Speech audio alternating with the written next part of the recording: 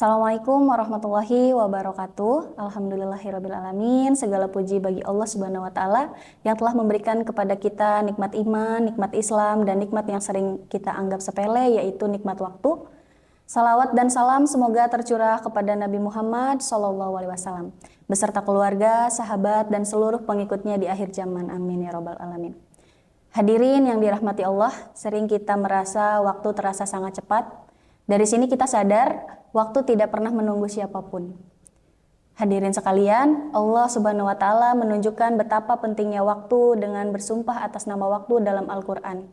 Allah berfirman, "Demi masa, sesungguhnya manusia benar-benar berada dalam kerugian." Quran surat Al-Asyr ayat 1 sampai 2.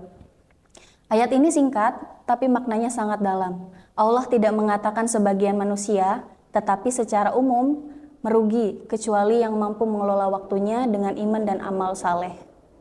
Sekarang mari kita renungkan bersama, berapa banyak waktu yang hilang karena menunda pekerjaan, menunda keputusan, menunda amanah dengan alasan masih ada waktu. Padahal waktu yang berlalu tidak bisa diulang. Hadirin yang berbahagia, mari kita ambil contoh sederhana dalam kehidupan dan pekerjaan. Pernah kita temui satu proses tertunda bukan karena sulit, tapi karena ditunda. 1 hari ditunda, lalu jadi 2 hari, lalu menjadi kebiasaan. Akibatnya banyak pihak ikut menunggu dan kepercayaan pun berkurang. Ini bukan sekedar soal profesionalitas, tapi soal amanah. Allah Subhanahu wa taala berfirman, "Sesungguhnya Allah menyuruh kamu menyampaikan amanah kepada orang yang berhak menerimanya." Quran surat An-Nisa ayat 58. Menepati waktu adalah bagian dari menyampaikan amanah. Ketika kita melalaikan waktu, sesungguhnya kita sedang melalaikan tanggung jawab.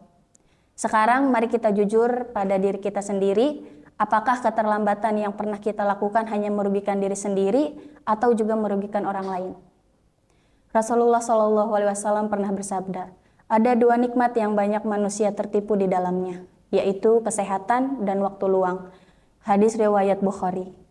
Disebut tertipu karena kita merasa masih punya banyak waktu, sampai akhirnya waktu itu habis tanpa kita sadari.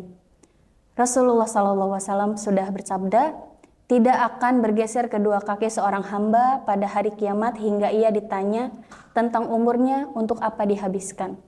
Hadis riwayat Tirmizi. Artinya, setiap menit waktu kita akan dipertanggungjawabkan, bukan hanya ibadah, tapi juga bagaimana kita menjalankan amanah pekerjaan. Hadirin sekalian, Ramadan sejatinya adalah sekolah disiplin waktu. Kita tidak bisa sahur sesuka hati, kita tidak bisa juga berbuka lebih awal. Semua ini melatih kita agar terbiasa hidup teratur dan disiplin. Sekarang mari kita bertanya pada diri sendiri, kalau untuk urusan ibadah kita bisa tepat waktu, mengapa untuk urusan amanah kita masih menunda? Ramadan seharusnya tidak hanya mengubah jadwal makan kita, tapi juga cara kita menghargai waktu dan tanggung jawab.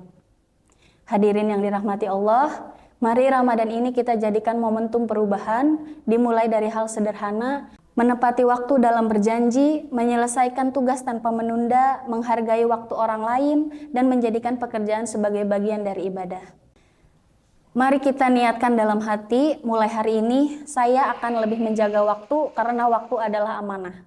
Tidak perlu perubahan yang besar sekaligus, cukup satu kebiasaan baik yang kita jaga secara konsisten. Hadirin yang berbahagia, waktu adalah nikmat yang tidak bisa disimpan dan tidak bisa diulang. Orang yang beruntung bukan yang punya waktu banyak, tapi yang pandai memanfaatkan waktunya. Semoga Allah Subhanahu wa taala menjadikan kita hamba-hamba yang tidak merugi oleh waktu, tapi mampu menjaga waktu sebagai bentuk amanah dan tanggung jawab. Wabillahi taufiq wal hidayah. Wassalamualaikum warahmatullahi wabarakatuh.